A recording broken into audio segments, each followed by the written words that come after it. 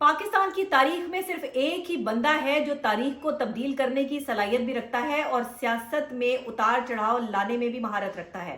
सियासत के उतार चढ़ाव में सबसे बड़ा नाम और सबसे बड़े सियासतदान का जिक्र कर रही हूं, जो कि है आसिफ अली जरदारी साहब। जी हां, सदर पाकिस्तान जनाब आसिफ अली जरदारी साहब, जिनकी मिसाल शायद पूरी दुनिया में नहीं मिलती। सियासत के उतार चढ़ाव में जो काम आसिफ अली जरदारी साहब करते हैं, वो शायद पूरी दुनिया में कोई सियासतदान नहीं कर सकता।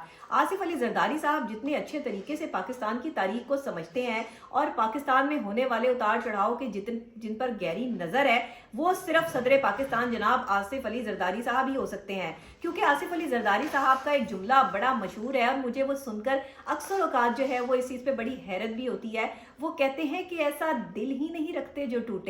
तो क्या ही बात है, वाकई आप ऐसा दिल ही नहीं रखते जो टूटे, और आप ऐसा दिल ही नहीं रखते कि जिसमें जो है वो किसी की गुंजाइश बच जाए। इस वक्त आसिफ अली जरदारी साहब ने एक बहुत ही अहम काम कर दिया है कि जी, पहले जो पाकिस्तान की तारीख थी उसमें जो वजीर आजम बनते थे, जो सदर बनते थे, फर्स्ट लेडी जो है वो उनकी बेगमात होती थी, कि उनकी जो है वो बेगमात को फर्स्ट लेडी करार दिया जाता था। लेकिन आसिफ अली जरदारी साहब ने आसिफा जरदारी, अपनी बड़ी बेटी को जो है वो इस वक्त फर्स्ट लेडी डिक्लेयर कर दिया पाकिस्तान में।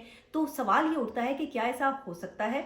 क्या ये पॉसिबल है कि अगर बीवी मौजूद नहीं है तो उसकी जगह जो है वो बड़ी बेटी जो है वो ले सकती है और बेटी को फर्स्ट लेडी जो है वो करार दिया जा सकता है? अब आसिफ अली जरदारी साहब की सियासत में तो कुछ भी हो सकता है, क्योंकि वो जो कुछ भी करते हैं बड़ा सोच समझ के करते हैं और वो मुशावरत के साथ जो है वो सामने मैदान में आते हैं। ऐसे मैंने उनके बारे में जितना सुना है, क्योंकि मेरी पर्सनल मुलाकात तो आसिफ अली जरदारी साहब से नहीं है, लेकिन जितना मैंने उनके बारे में सुना है वो यही है कि वो पाकिस्तान की सियासत पे गहरी नज़र रखते हुए जो अहम फैसले लेते हैं वो पहले मुशावरत करते हैं और उसके बाद ये फैसले करते हैं। तो आप मुझे ज़रूर बताएं इस हवाले से कि क्या आप समझते हैं कि आसिफ अली जरदारी साहब को, आसिफा भुट्टो को बाकायदा तौर पे फर्स्ट लेडी डिक्लेयर करना चाहिए था? क्योंकि पाकिस्तान की तारीख का ये एक अनोखा मामला है जो सामने आ गया है, एक अनोखी बात है जो सबके सामने आ गई है। हमेशा आसिफ अली जरदारी साहब जब चाहते हैं तब वो सदरे पाकिस्तान बन जाते हैं। जब उन्होंने प्लान किया होता है कि मुझे इतनी सीटें चाहिए, लोग 60% में जब हुकूमतें बनाते हैं वो 40% में भी हुकूमत बना लेते हैं।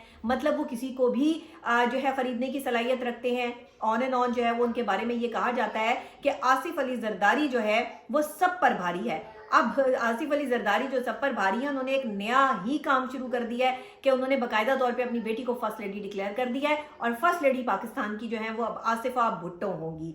तो अब जैसे बेनज़ीर भुट्टो के बाद जैसे फर्स्ट लेडी वजीर आजम जो है वो बेनज़ीर भुट्टो साहिबा थी, और जिस तरीके से उन्होंने अपने दौरे हुकूमत में काम किया, ख़वातीन के लिए जो प्रोजेक्ट्स किए, पाकिस्तान के लिए जो है वो काम किया, वो उनकी हम काविशें कभी नहीं भूल सकते, वो हमारी आइडल है। लेकिन उसके बाद जो पाकिस्तान पीपल्स पार्टी ने बाकायदा तौर पे सियासत का आगाज़ किया, उसमें बड़े उतार चढ़ाव देखने को मिले और इसी में तारीख पाकिस्तान की जो दोहराई गई है फर्स्ट लेडी के हवाले से, ये बड़ी हैरान कुन और परेशान कुन है कि फर्स्ट लेडी जो है वो अब उनकी बेटी आसिफा भुट्टो जरदारी होंगी।